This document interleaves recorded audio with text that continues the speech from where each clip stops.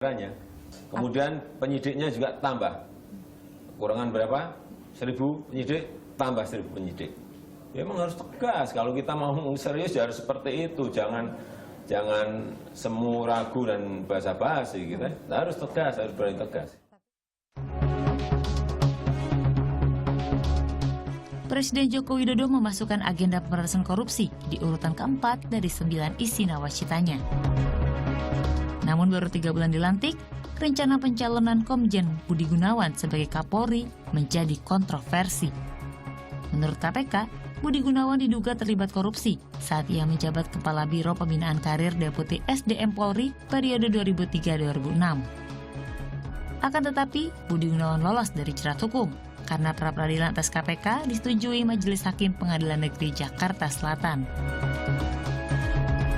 Serangan balik pada KPK pun terjadi. Wakil Ketua KPK Bambang Wijoyanto ditetapkan sebagai tersangka kasus pemberian keterangan palsu di Mahkamah Konstitusi. Hal ini terkait Pilkada Kabupaten Kota Waringin Barat, Kalimantan Tengah pada tahun 2010. Tak hanya sampai di situ, Ketua KPK saat itu, Abraham Samad, juga menjadi tersangka. Ia diduga terlibat pemalsuan dokumen kependudukan. KPK dan Polri harus bahu-membahu bekerja sama memberantas korupsi. Terkait kegaduhan, Presiden Jokowi pun ambil sikap. Ia mengeluarkan keputusan Presiden untuk memberhentikan sementara 2 pimpinan KPK serta mengumumkan sejumlah pimpinan sementara. Dan semuanya tidak boleh merasa sok di atas hukum. Keduanya harus membuktikan bahwa mereka telah bertindak benar sesuai peraturan perundang-undangan yang berlaku. Sekali lagi, proses hukum harus transparan, harus terang benderang, dan jangan sampai ada kriminalisasi.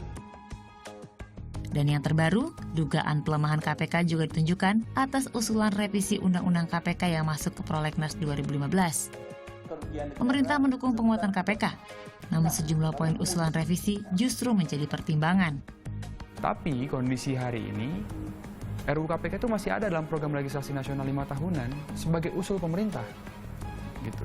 Nah, kalau memang Presiden Joko Widodo memang menyatakan ketidaksetujuan untuk revisi Undang-Undang KPK, mengapa Presiden Joko Widodo tidak mengadakan pertemuan kepada pimpinan DPR dan mengevaluasi program legislasi nasional 5 tahunan, mengeluarkan revisi Undang-Undang KPK dari prolegnas itu, gitu. Nah, itu tidak dilakukan. Saya pergi untuk pulang.